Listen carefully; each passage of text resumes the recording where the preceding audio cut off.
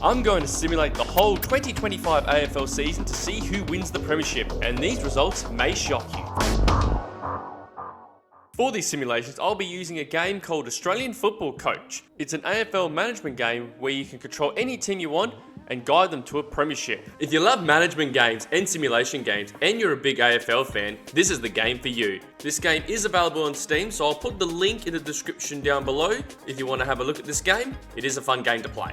Let's get straight into the simulation. So what I'm going to do is throughout the season we'll stop it and have a look at the ladder, look at all the stat leaders, just to see if there's any surprises throughout this simulation. Let's begin by simulating to round 7. So here's the ladder up to round 7. There are 3 teams that have already won 6 games, only lost 1, and that's Collingwood and Sydney and Gold Coast making it in there. The big surprise in this top 8 at the moment is North Melbourne in 4th spot with 5 wins, 1 loss and a draw against the Giants.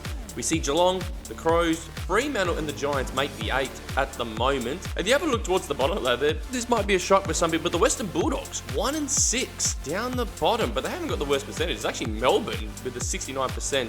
They're second to bottom. There's Port Adelaide and Brisbane and Hawthorn, all with 2 wins. Who's leading the goal kicks? And this is where it's going to be a real surprise. It's Orazio Fantasia. Orazio Fantasia. Who's leading the Coleman with 17 goals, 5 as well. That's very accurate. Liam Ryan in 2nd spot along with Ash Johnson. Now, this was simulated before, obviously, the injury that happened to Ash Johnson. Now, there's some very interesting names on here. You got Kazitsky, Cole Hart, Oliver Wilshire, Peter Laddams, and there's Will Haywood. Tyler Welsh is even on here too. Is it realistic? You be the judge of that. You know, the major ball winners now. Gold Coast dominating at the top there. You got Took Miller and Matt Rao absolutely dominating, both averaging over 30 touches a game. You got Dangerfield just rolling back the years with averaging 28 a game. Bontempelli and Clayton Oliver, but the big surprise is Colton Fulstra. What a hero, dominating with averaging 26 possessions. He's kicked 7 goals as well, so he's actually done a decent job. And then there's a lot of, and then the rest of the list is pretty self-explanatory. There's a lot of good players on that list. Let's keep simulating. Here's the ladder after 12 matches. Collingwood just dominant at the moment. Look, they're on a massive winning streak. 11-1 after 12. They are just dominating. And then you've got 3 teams on 8 wins. Sydney, 2nd spot. Fremantle making 3rd, and Gold Coast into 4th still. There are some real surprises in this 8. North Melbourne looking pretty good, and there's Richmond. Who would have thought that? The media thinking that they won't win a game. They've won 6 already. They're doing all right. And then you got Hawthorn and Brisbane making the 8. The Crows just behind there. And you look towards the bottom, Melbourne with 3 wins and a draw. And then Carlton, Port Adelaide. Well, both teams not doing great at the moment as we speak. In real life, they're kind of towards the bottom of the ladder too. Andrew Brayshaw is now the most possessions with 369 disposals. There's Took Miller, Petrarca, Oliver, Bontempelli. Falstrup's still in there as well. And you got Goulden, Liberatore, Holmes, Kelly, Anderson. You know, the regulars that would actually be in real life are actually on the major disposal winners. So if we have a look at the leading goal kick after 12 rounds, it's a massive surprise if Ash Johnson is leading the Coleman with 25 goals. And then you've got Owen Davey Jr. and Orazio Fantasia with 23 goals as well. So that's because I think the only people on that list there that are probably playing right now is Liam Ryan and Nick Watson. Probably not as realistic as we'd like to think after 12 games, but it's done to take a little bit of shape. So let's go now 18 games in, and now we can see that there's a couple of mainstays now in the 8, which is Collingwood, still keeping themselves on top of the ladder. And then you've got Fremantle, who's made 2nd spot at the moment, 13 wins. And then Sydney and Gold Coast still in the top 4. And then Hawthorn, North Melbourne, Richmond still in the 8 from round 12. So they're doing well. Brisbane's in there as well. The Crows and the Giants, Saints and the Bulldogs. And even West Coast, they're still in this. They could still do some damage. And then you've got Geelong, Carlton, Essendon with 6 wins. And then Melbourne found their way off the bottom of the ladder. And Port Adelaide down to the wooden spoons at the moment. So let's have a look at the leading goal. So now we're seeing a bit of a change in the goal kicking. We've seen Nick Watson and Ty Gallup both tying with 35 goals. And then we've got Owen Davey Jr. and Lockie Murphy. Well, Crows fans will find this hard to believe that he is on that list. And then you've got Jordan De Goey. He's really jumped up as well. And then Alex Sexton and Jack Petrocelli making up the list. And then disposals, not much has really changed. Freo, you know, your usual suspects. You've got Brayshaw and Sarong on that list. You've got Miller and Rao for the Gold Coast Suns. And Taylor Adams having a good year so far. And along with Cripps and Petrarca as well. So they're doing very well. And you can actually see here on the sides of the team statistic leaders. It's interesting because Carlton are actually ranked 15th, but they're number 1 in handball, so they're obviously handball happy. So not so maybe Sydney are leading with the most goals, and Crows are the toughest team with the most tackles as well. So we now got one game to go in the season. So let's have a look at the ladder. So it's guaranteed that Collingwood are the minor premiers. 18 wins so far from their 22 games. Very impressive. And then the Fremantle Dockers and Richmond. This is unbelievable. Richmond are going to make the top 4. We're from Tigerland. The Tigers, yellow and black. This is bizarre. I can't believe the simulation. Like seeing Richmond third. So all you Richmond supporters, have a look at this, screenshot it, send it to your friends, because this is what they're going to be in 2025. Let's keep going with the ladder. So there's actually a few teams that have got 13 wins here. So Sydney, Hawthorn and Gold Coast all fighting for that top 4 spot. North Melbourne, they are going to make finals. They're a game and a half ahead in the 8, so they're going to make finals now. But have a look at the rest of the ladder. This is a battle to see who's going to make it in the 8. You've got 3 teams that are on 11 wins. There's only 1 spot left. You've got Brisbane in there. You've got the Crows. You've got West Coast in the hunt. And then teams like St Kilda and the Bulldogs can still make it as well, whereas the rest of the teams, they can't make it. And the bottom of the ladder has changed a bit. So Port have moved themselves up to 14, whereas Melbourne have now gone back down to the bottom. So now let's simulate through. Let's have a look at the last round and let's see what's happened here. And as I said, Collingwood are the minor premiers. They've done the job, but let's have a look down towards that. And it's Brisbane. They got the victory in the last round and they make the finals. They just get ahead of the Saints, the Crows and the Eagles. So well done to the Lions. Let's have a look at the finishing touches. So it's Collingwood, Fremantle, Sydney and Richmond making the top 4.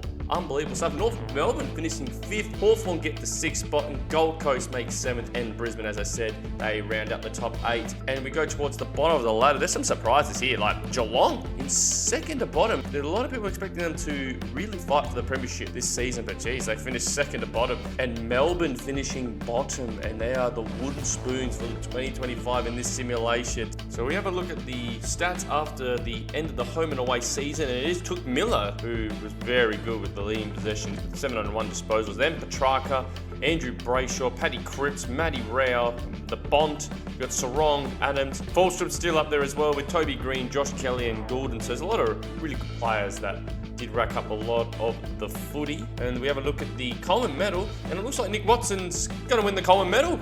Good on him. The Wizard has just kicked 48 goals in the season. It's a very low-scoring season in terms of goal kickers. No one's hit 50 goals. And then if you have a look at the list, now there's some real surprise, and there's some that could be realistically could have a chance.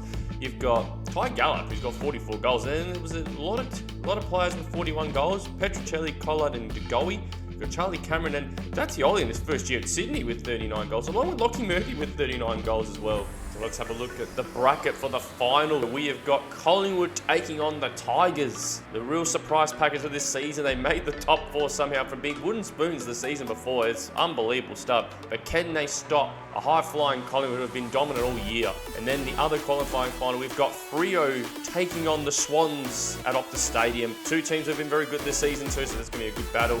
Then the elimination finals, we've got North Melbourne taking on the Brisbane Lions, and we've got Hawthorn taking on Gold Coast. What we're going to do is we're going to simulate game by game in this whole final series and see who are going to be crowned the AFL Premiers of 2025. Let's start with the first game, which is Hawthorn and Gold Coast. It's the elimination final. Hawthorn, they get the victory, a 29-point victory over Gold Coast. So Gold Coast around, Hawthorn are through to the semis. Then next, we've got Sydney and the Dockers, and it looks like Sydney with a 7-point victory in front of 60,000 people. So Sydney get to the prelim, and the Dockers will now take on the Hawks in the semi-finals. So next, we've got the elimination final between North Melbourne and Brisbane in front of 46,000 people at Docklands for some reason. It's very unusual. And it's North Melbourne. They've pulled off a 6-point victory over the Lions, and they are through. And they'll verse the loser of Collingwood Richmond. Let's have a look at this one. In front of 100,000 people. They've hit full capacity for this game. And it's Collingwood that take the victory with a 26-point win. So they go to the prelim, and that means Richmond will take on North Melbourne in the semi-final. Now, who would have predicted that at the start of the season? Because I definitely did not. I was surprised when I saw this. Let's get on to the semi-finals now. As we said, it's Richmond v North Melbourne. They're going to go first, and then it'll be Fremantle Hawthorn afterwards. So let's go. It's a close game, this one. North Melbourne have pulled it off. and they're going to be in the preliminary final. And they have beaten Richmond, who are knocked down straight sets by 2 points. What a game of footy this was in front of 80,000. And we'll go to Fremantle v Hawthorn at Earth Stadium. Can the Dockers do it, or will Hawks pull up a surprise? And they did! They won by 8 points! The Dockers are out in straight sets. Wow, that's crazy stuff. 2 of the teams finishing top 4 knocked down in straight sets. And the Hawks proceed to the preliminary final, and they will take on Collingwood, whereas North Melbourne will take on the Swans. An exciting preliminary final we have got here. Let's get into it. So the first game is going to be Collingwood versus Hawthorn. This is going to be a classic game, this one. The Hawks have been brilliant. They've got the momentum into finals, and Collingwood have been the best team all year. See what happens here. And Hawks have done it. They've pulled off the upset. They have knocked out the top of the ladder pies. It was a 23-point victory in front of a full capacity once again. Why not? Collingwood Hawthorn, what a game that would have been. But the Hawks have come from 6th, and they're going to make a grand final.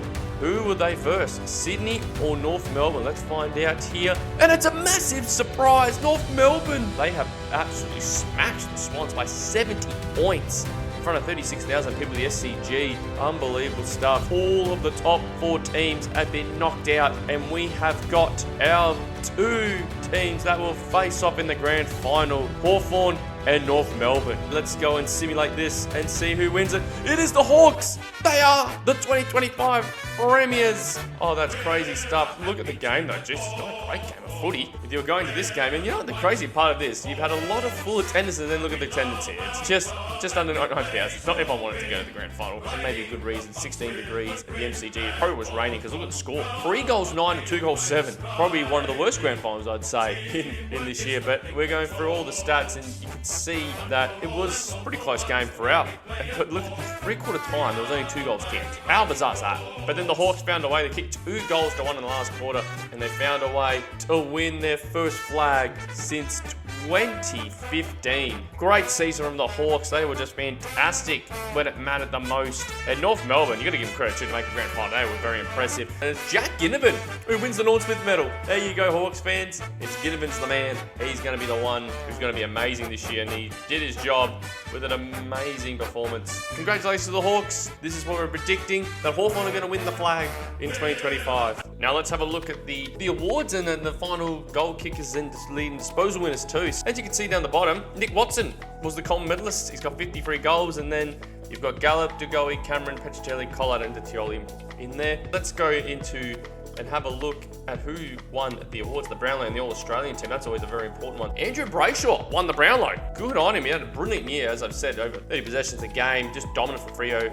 on their way to 2nd spot. But they just couldn't do anything else. Made them to top 4, but knocked down straight sets, so he couldn't guide them through. But let's look at this All-Australian team now. There's going to be some real surprises in this one. Let's go through it. In the back line already, that looks like a very small defence from what I'm seeing. So Dan Curtin making the team. There you go for Crows fans this year. Isaac Quaynott full back, and then Josh Gibcus, who's actually still injured at the moment in real life, but he made the All-Australian team. Good on him. And then half back line, you've got Harry Sheasel, Zach Williams at centre half back. It's interesting. Connor Nash at the half back flank. And now we're starting to get some more realistic kind of players. Took Miller, who's actually the captain of the All-Australian team, was on the wing. Harley Reid, good on him, and making the centre, and Quatraka on the other wing. And then the half-forward line, you've got McCreary, Harms and Petricelli. Very interesting. And then Nick Watson, Charlie Cameron and Jesse Tatioli in his first year making All-Australian. Interesting enough, no key forwards. All small forwards making that team. And then Peter Laddams is the All-Australian ruckman, and you got Sarong and Cripps. And interesting, the Brownlow medalist doesn't even make the starting team. He's on the bench, with Bontempelli, Sexton and Rao making the All-Australian team. I don't think there might be some players who might make the All-Australian team from this simulation, but I'm guarantee you one thing, it's not going to be like this in real life. Having a look at some of the top performers throughout the season. Look, so 2 players hit 40 possessions, probably a real surprise, and that's Brad Close and Taylor Adams doing that. And then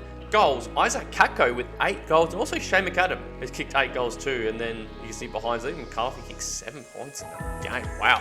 And then most kicks, Jack Munn had 30 in a game, Cripps had 23 handballs in a game, and Cooper Simpson from Freo had 25 marks in a game.